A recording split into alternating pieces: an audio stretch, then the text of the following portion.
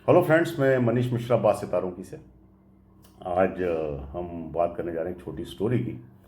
तो एक स्टोरी ऐसी है कि एक सज्जन थे। वो रोज़ शाम को अपने ऑफिस से आने के बाद में, अपने काम से आने के बाद में, घर के सामने कुत्तों थे उनको रोटी खिलाया करते थे, वो बिस्किट भी साथ साथ खिलाया करते थे। तो ये सिलसिला काफ़ी टाइम से चल रहा था। इस सिलसिले को चलते हुए मेरे ख्याल से करीब 5 या 6 साल हो गए थे। अब इससे क्या हुआ था कि एक दोनों के अंदर बोलता ना इकोसिस्टम होता है, एक अपने आप में एक बॉन्डिंग डेवलप हो जाती है कि जब वो आते थे, आने के बाद में उनका सबसे पहला काम होता था, घर के अंदर जाते थे, वो बिस्किट्स लेकर के आते थे, लेकर के आकर के वो उन डॉग्स को फीड कराते थे।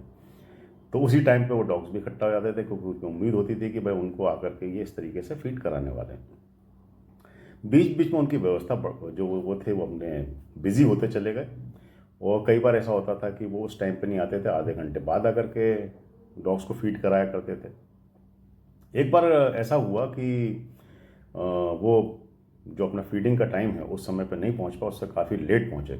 जैसे सपोज अगर मैं एग्जांपल दे रहा हूँ कि अगर वो 6 बजे किसी डॉग्स को फीड कराते थे तो वो करीब 10 बजे के आसपास पहुंचे। तो उनको लगा कि अब मैं इतना लेट हो गया हूँ तो डॉग्स जो हैं वो आकर के चले गए होंगे, शायद वो इंतजार नहीं कर रहे होंगे। लेकिन उन्होंने अपनी खिड़की से जब झांक करके देखा तो सारे सारे डॉग्स वहाँ पे बैठे हुए थे, इंतजार कर रहे थे। फिर उनके पास में कोई फ़ोन आया, उसका फ़ोन में बिज़ी हो गए। बिज़ी होने के बाद में फिर आधा पौना घंटा निकल गया। आधा पौना घंटा निकल गया, उन्होंने फिर झांक के देखा तो बोला सारे डॉग्स जा चुके हैं, सिर्फ एक ही डॉग है जो कि वहाँ पे बैठा हुआ है। तो उन्होंने घर के अंदर देखा तो उस समय उनको एक जो बिस्किट का पैकेट मिला, उस बिस्किट के अंदर काजू बादाम वाला बिस्किट था, नॉर्मल बिस्किट्स नहीं था जो कि वो डॉग्स को खिलाया करते थे।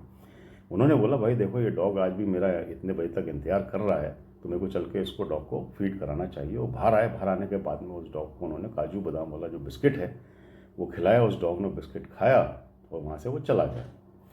तो कहने का मतलब ये है कि देखिए, उम्मीद आदमी को नहीं छोड़ना चाहिए। अगर बाकी डॉग्स की तरह वो डॉग भी चला जाता इस उम्मीद के साथ में कि भाई अब तो मेरे को कुछ नहीं मिलने वाला है, अगर उसके अंदर पेशेंस खत्म हो जाता तो शायद उसको कुछ नहीं मिलता। लेकिन वो बैठा रहा इस उम्मीद से कि नहीं भाई, हो सकता है कि टाइम ज़रूर लगेगा, लेकिन मैं जिस ऑब्जेक्टिव से यहाँ पे आता हूँ तो वो शायद मेरे को पूरा होगा। और आप देखिए कि जो नॉर्मल बिस्किट खाने वाला डॉग था, उसको काजू बादाम का बिस्किट मिला और खाते हुए वहाँ से अच्छे से चला गया। तो कहने का मतलब ये है कि आदमी को कई बार चीज़ें मिलने में टाइम ज़रूर लगता है, लेकिन उसको कभी अपनी लाइफ के अंदर उम्मीद को नहीं हारना चाहिए। सो सबसे बड़ी बात है कि आपको पेशेंस रखना, पेशेंस रखते हुए अपने काम को करिए, पॉजिटिविटी रखिए।